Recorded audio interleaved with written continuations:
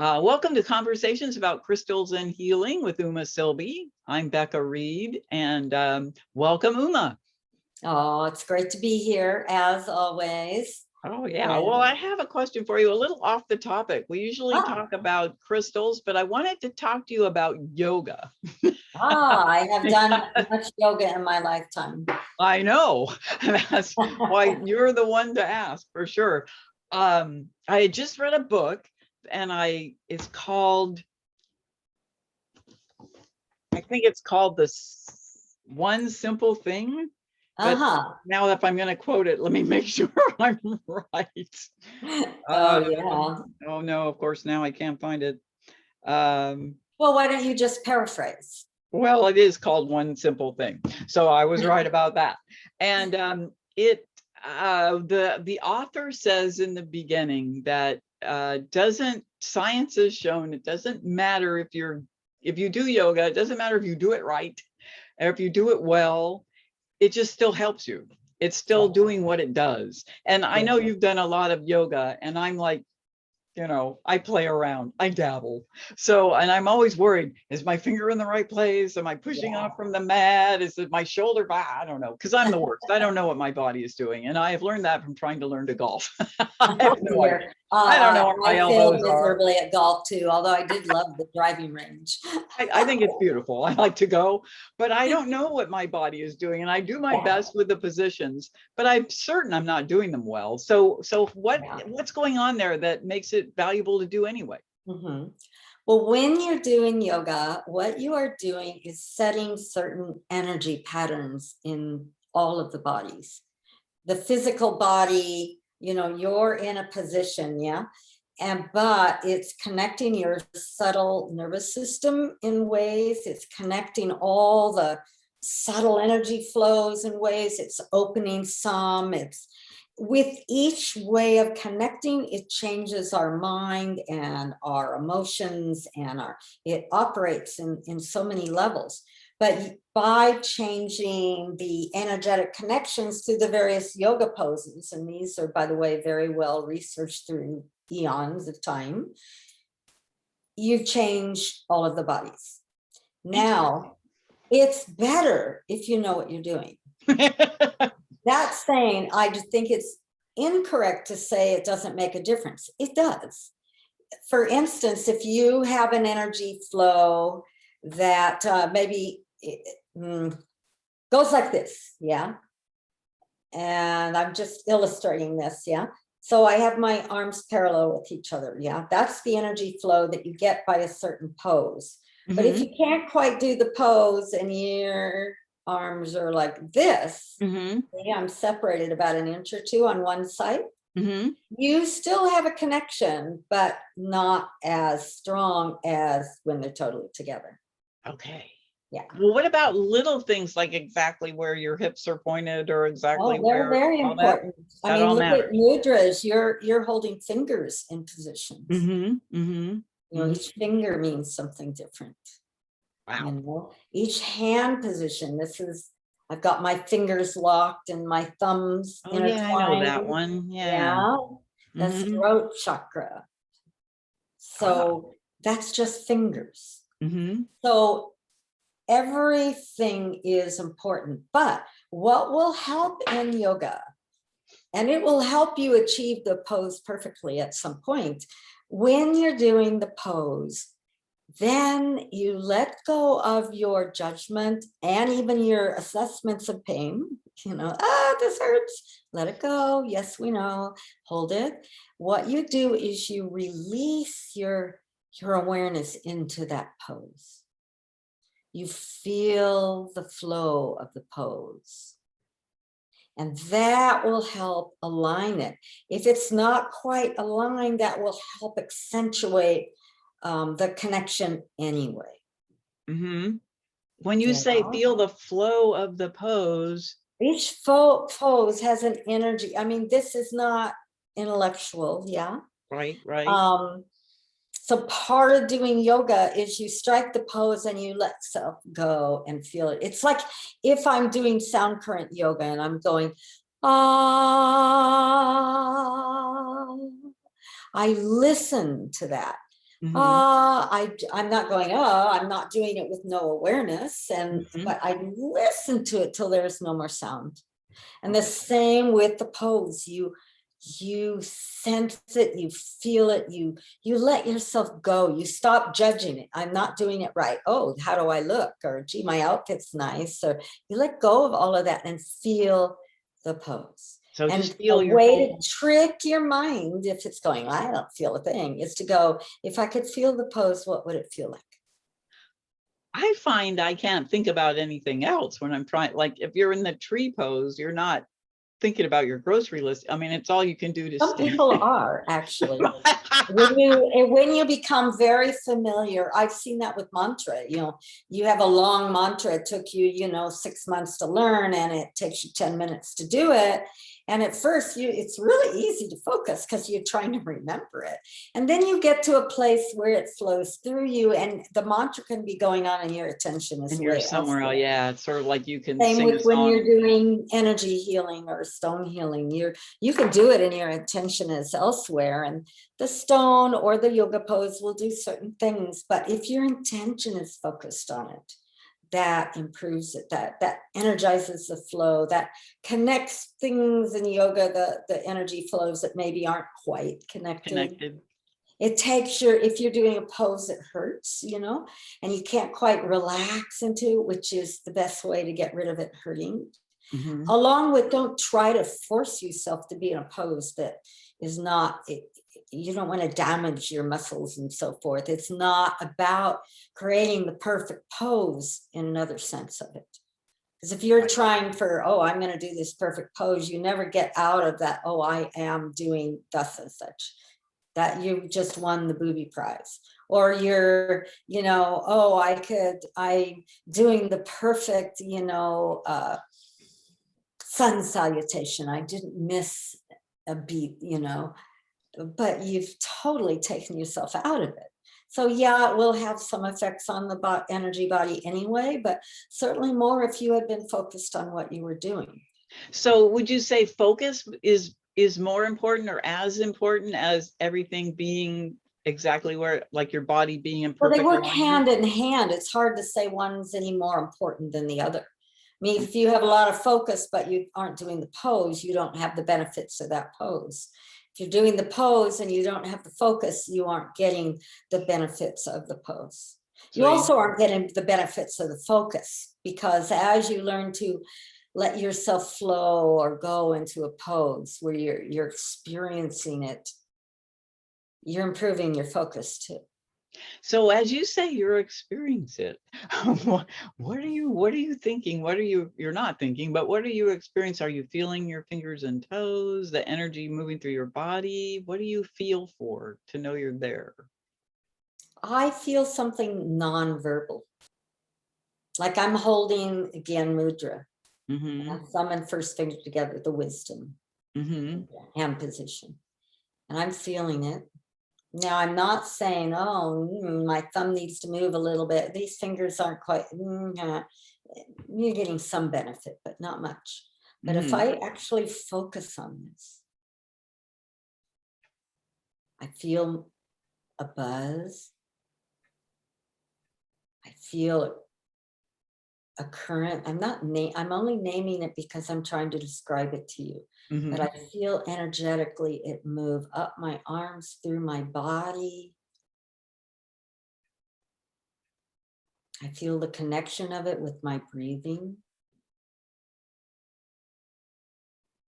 I've let go into this pose.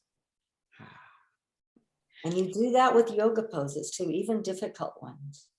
Well, Now, the difficult ones, again, if you start thinking about mm-hmm. you'll so lose it. I was showing off one time in a yoga class, and I used to be able to do a side split and then just pull myself up, pulling my legs in, hands free. And I Mm-hmm. was feeling pretty good about myself. And I pulled both hamstrings. It I took would me say 3 I years was to gonna heal them. say. So I paid for it. That was a huge lesson to me. Oh, yeah, no showing off in yoga class. Yeah. So I have a new yoga class now, and they do flow yoga. So Ah, there's like, you're only in the position for a couple breaths before you move on. So okay. I've wondered, is that, I mean, I'm sure, I imagine that's good for my body in some way, but is it really good yoga? Is it good in the yoga way? Am I getting what I should get from yoga? Flowing, like in 20 minutes, I probably do 20, maybe 10 poses. It's a good for an overall tune-up. You lack the benefit of holding one pose forever. I mean, this is a different kind of benefit. It's like the Tai Chi of the yoga world. I Kind mean, of, yeah. yeah. So you're getting the benefit of this tune-up. It's an overall body tune-up, which is different than, say, you're going to hold this pose for 10 minutes, 3 minutes. And your body, the energy body, has more time to really get into, to adjust to it. Flow yoga, if you do it over and over and over and you flow with it, that's not the kind of yoga I do, but as I'm feeling it, you would eventually, these connections would happen possibly as strongly as if you did one pose for a long time. Okay. We used to do this kind of yoga where you would hold a pose like forever. I did this one, it's 3 hours. You can't see on the video, but my arms are straight out to the sides, palms up, hands in Gyan Mudra, parallel with the ground. I'm sitting in half lotus probably, and I'm doing a breath of fire. At the same time, I'm imagining that palms, an energy line from the top of my crown to my palms and from palm to palm. This helps you with energy healing, among other things. I would do this for 3 hours at a stretch. Wow. Yeah, you go mind over body. At first, your arms just, you don't think you can take it. It takes a really strong willpower to do this. Yeah. You can put crystal yellow stones on your navel point, and maybe some grounding, so you're using earth energy, but the main thing is focus. You want to get out of that intellectual mind that says this isn't possible, or this hurts, or why am I doing that? You just get out of that mind, and you're in a different state. So you can hold, I've done meditations that I'll do 24 hours. So what is the best possible outcome of doing yoga correctly? What would you achieve in your body and mind if you were able to hold the poses? Well, ultimately, one with the divine. You lose your individuality. That's ultimately. You can use it for specific healing practices, You can use it to develop one point in concentration. It depends what your purpose is in doing it. You become really flexible, which is great in old age. One of my teachers said, the main thing for keeping healthy in old age is to keep your spine flexible and keep your life nerves stretched. Those are nerves that run along your hamstrings. So stretch your hamstrings. Well, it does that. Move your sure. back, Yeah. stretch your back, Now, so you can do yoga for health. You can do it for mental development. You can do it for oneness with the divine. There's different levels of wanting to do it. Some people, it's just good exercise. Now, things happen in the subtle body anyway. Mm-hmm. Oh, well, that's interesting. So are there, so for those of us who would like to have things happen in the subtle body, but can't do a pose for 3 hours. Oh, don't do that. What can we do? Well, I've always been sort of extreme, I heard of, I know. you hold this pose for 3 minutes a day for the next 3 years at the same time in the morning, or you do it for 6 months for an hour a day, or you do this one time for 24 hours. I'm on the 24 hours. Because I know too, the likelihood of me for 3 years hence doing this at the same time, it's just not me. I'm give me the 24 hours. So most of the time, you're going to hold them shorter, and you will get benefit. It may take longer. you know, or there's layers of benefit. You may first benefit by becoming more flexible and more healthy. Then you benefit because you notice you're feeling better. You know, you're less obsessed with your own problems and issues, perhaps. You know, then you notice, oh, you know, my mind is so calm, you know. And then you notice you have a whole different sense of yourself beyond your individuality. You know, it goes on and on. So there's layers of this. And again, it depends on, like anything in life, it depends on your intention. Good point. So it seems like there's some things that you could do it. You could do it like they teach you in the yoga studio, where you're like move from one position to the next, and maybe you're becoming flexible and learning flow, and you're learning your memory to how these positions go, and they don't tell you very much. You have to kind of, I have a book I refer to, so then I know that, you know, I know them all from over the years of dabbling in yoga, but then all of a sudden there'll be a new one and I'll be like, so that, and then maybe patience and compassion, maybe self-compassion as you fall out of tree pose over and over. And then, but meanwhile, all these other things are happening in your subtle body that are making you maybe more easygoing, more calm, perhaps more intuitive. Expanding your awareness. Yeah, you know, expanding your awareness. That's interesting. So if you were going to do like one pose, what would it be? If you were going to do one pose every day with the same pose, and you wanted, what would you choose to do? And what would I would sit either in a chair with a straight back, feet on the ground, or I'd sit in half lotus or lotus, whatever way is comfortable that you can remain unaware of your body eventually. Spine straight, head forward. You drop your chin about an inch. That stretches up the back of your neck. So I feel it. Energetically, you open that entire channel from head to feet. I would hold my hands in Gyan Mudra, the first finger touching the thumb, the other 3 fingers outstretched. I'd put them on my lap. Now, if you want to amplify it, put a clear quartz crystal double terminated in each hand. And then I would do what I keep showing people over and over. Long, deep breathing in and out of the heart chakra. So you feel as if your in-breath enters your heart chakra in the middle of your chest, and your out-breath leaves through the heart chakra in the middle of your chest. And as you do this, relax the small of your back, your stomach, your jaw, and you'll relax your body. And as you breathe in and out of your heart chakra, say the mantra Ra on the in-breath, Ma on the out-breath. Ra, Ma. And do this as much as you want. You can go all day with this. Bring your focus back to your heart center. You can do this when you walk around town, when you sit at your desk, when you're talking to people. You can, if nothing else, you know, just shift your breath into your heart center and silence, say Ra, Ma. Ra. What does Ra, Ma mean? Well, there's layers and layers of meaning for this.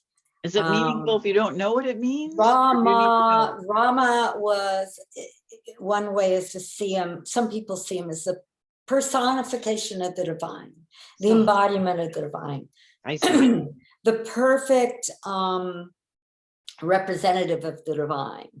Ra-Ma is the balance of Ra, sun, Ma, moon.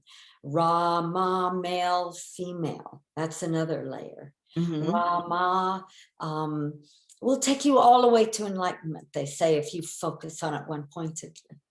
Wow. Yeah. Well, that would be good. And that doesn't seem hard. I mean, it's not hard. That seems very easy. That seems very doable, very approachable. Anybody can do it. Yeah. And it's both yoga and meditation. So let me ask you one more thing. I've done a number of kinds of meditation, and right now I'm kind of focusing on heart math, and many of them ask you to breathe into your heart. At first was hard for me because I was a science reporter, and I Yeah, know that's right. not possible. It's So it's hard for the intellectuals. it Let me was tell really hard to you. How does one breathe in and do out it. of heart? Yeah, I That's can't. why I tell people, way to fool your mind on any of this. If you could breathe in and out of your heart, Yeah.